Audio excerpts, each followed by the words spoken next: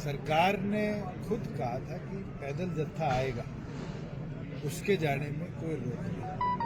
अब अपनी कही बात से पीछे हटना ये साफ दिखाता है कि जो वादा इनने किया है कहीं ना कहीं उससे पीछे हटने का काम ये लोग कर रहे हैं। और जो मांगों के लिए कमेटियां बनाई थी, आज उन मांगों के ऊपर बिल्कुल सहमति बनी थी, उसके ऊपर भी कदम ना उठाना कहीं ना कहीं अपनी बात से पीछे।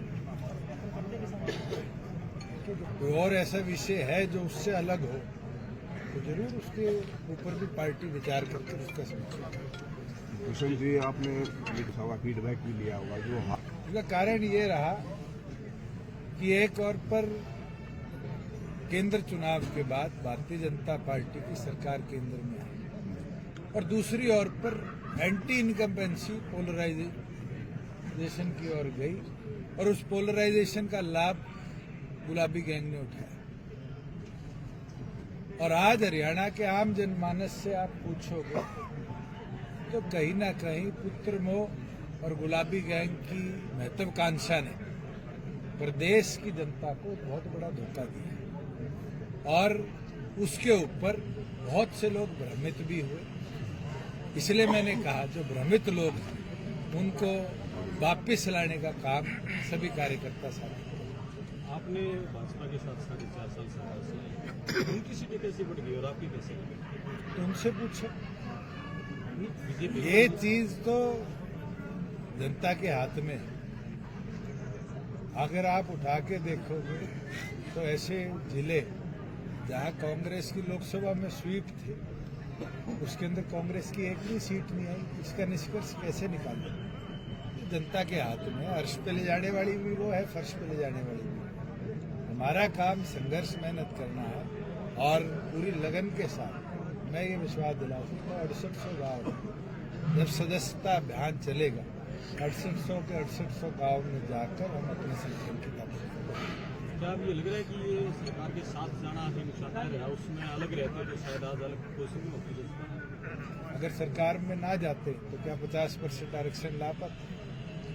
क्या 75% आरक्षण ला पाते? क्या 24 घंटे में आपकी फसल का उठान 48 घंटे में पेमेंट करा पाते? जो हमने काम करे हैं शायद हरियाणा की जनता अब समझेगी कि सरकार में जाना हरियाणा के प्रगति के लिए कितना जरूरी था और संगठन की ताकत के लिए बहुत जरूरी। आप सरकार में भी रहे हैं, लगातार मंत्री कह रहे हैं कि 24 फसलों पर MSP देते हैं, आप सरकार का हिस्सा रहे, आपको ज्यादा किसान कह रहे हैं कि MSP नहीं मिल रही है, सरकार कह रही है। हरियाणा प्रदेश में जब तक मैं हिस्सा था 14 फसलों पर MSP दी गई और 14 की 14 फसलें पूरी तौर पर खरीदी जाती और आज के दिन 24 फसलें जो बोली जा रही है अब वो क्या मैकेनिज्म है पिछले एक वर्ष उस पर मैं ज्यादा टिप्पणी आज नहीं करूँ। जो आपका वो रोड बैंक था जो चुनाव में खिसक गया आपसे, क्या रोड मैप बनाया है, प्रोजेक्ट किया है आपने? हम हर गांव में 10 युवाओं, हमारा कोर वोट बैंक युवा था और वही खिसका। हर गांव में जब मेंबरशिप ड्राइव चलाएंगे 10 युवाओं को गांव से पार्टी के संगठन के साथ 18 से 25 साल की आयु के बीच के जोड़ने का काम करेंगे और उसको ताकत के साथ अगले 5 साल संघर्ष के मैदान में सरकार की कुनीतियों के खिलाफ। आपने कहा कि वो भी इस बार गुलाबी गैंग की उसमें चली गई, वो जो लोग उधर गए हैं उनको अपनी तरफ लाने के लिए तो आने शुरू हो जाएंगे। उम्मीद आएंगे। आप खुद बताओ जींद में क्या चर्चा है? अगर जींद के अंदर कांग्रेस एक सीट जीतती तो कहीं ना कहीं जनता ने उसी गुलाबी गैंग को झटका दिया है जिसको नरवाना भी जिताई थी लोकसभा में और अब हराई। आप आंकड़े उठाकर देखो, आंकड़े बहुत कुछ बोलते। पहली चीज तो ये बताओ रिजल्ट के बाद विपक्ष का नेता बना है नहीं बना? मैं तो हैरान हूं कि महाराष्ट्र का मुख्यमंत्री बन गया मगर कांग्रेस से विपक्ष का नेता नहीं बना और आज भी आई मी माई सेल्फ पे कांग्रेस टिकी है, मैं नहीं तो कोई नहीं। और उसका नतीजा कांग्रेस ने केवल मात्र हरियाणा में नहीं भुगता, हरियाणा के नतीजों ने महाराष्ट्र में भी उसका नजरिया दिखाया है और अब देश भर में भी दिखाया है।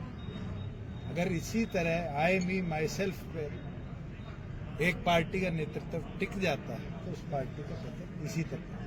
क्या कारण है जो भी पार्टी छोटी पार्टी बीजेपी के साथ जाती है एक चुनाव के बाद वो खत्म हो जाती है? आपका अनुभव क्या रहा उनके साथ रहने का? मैंने तो नहीं देखा कि एक चुनाव के बाद खत्म हुई। बीजेपी 0 पे आ गई। तो क्या होगा? ऐसे तो टीडीपी 12 पे आ गई थी और अब कितने पे है? 127 पे। मुख्य विपक्षी पार्टी भी नहीं बनी थी और आज सरकार का नेतृत्व कर रही है। आज के दिन ये कहना कि पार्टी खत्म होगी आपके हाथ में नहीं, जनता के वोटर के हाथ में। वोटर ने चौधरी देवीलाल जी को भी चुनाव हराया गिराए से और इस देश का उप प्रधानमंत्री भी बना। जनता ने विश्वास जताना, जनता पार्टी में नेतृत्व में विश्वास जताएगी तो नेतृत्व वापस आएगी। अभी तो मैं 36 का भाई बुढ़ा तो नहीं हो गया, तो रिटायरमेंट लिखे बैठे। ये हमारा कोर वोटर युवा है और युवा के साथ साथ अगले चुनाव के लिए एक कोर हमें डेवलप करनी पड़ेगी, वो है मातृशक्ति। 30 सीटें हरियाणा विधानसभा के अंदर आरक्षित है, 3 लोकसभा की और 30 विधानसभा की, 33% आरक्षण आने। आज हमें उस पर भी काम करना चाहिए। युवा महिला की ताकत को संगठन के साथ अगले वर्ष के अंदर हम जोड़ेंगे। यही संकल्प आज पार्टी के स्थापना दिवस में सभी कार्यकर्ताओं ने लिया। लेकिन युवा के लिए जो बड़ा वादा किया था नौकरियों में हरियाणा की युवाओं ने वो तो पूरा ही नहीं हुआ। क्यों? या कौशल रोजगार हरियाणा की ठेकेदारी प्रथा को खत्म करने के लिए हमने नहीं बनाया? क्या 75% कानून को गवर्नर का अप्रूवल नहीं दिलाया? कोर्ट में स्टे किसने लिया? किसने लिया? दुष्यंत लेके आया। आज भी सुप्रीम कोर्ट में तारीख है और उसका इंतजार कर रहे हैं कि उस पर बहस हो और उस पर हम पार्टी बन करें। अगर सरकार नेतृत्व नहीं करेगी तो अपनी ओर से पिटीशन डालकर उसका नेतृत्व करें।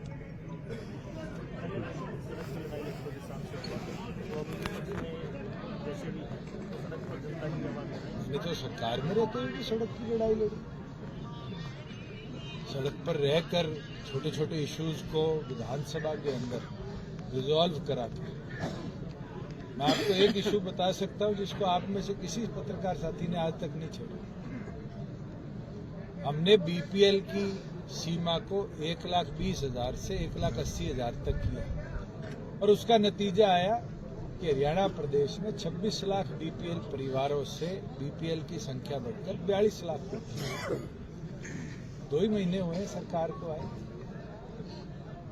420 के पर्चे दर्ज करने की धमकियां दी जाती। ये छल नहीं है हरियाणा की जनता के साथ, तो क्या है?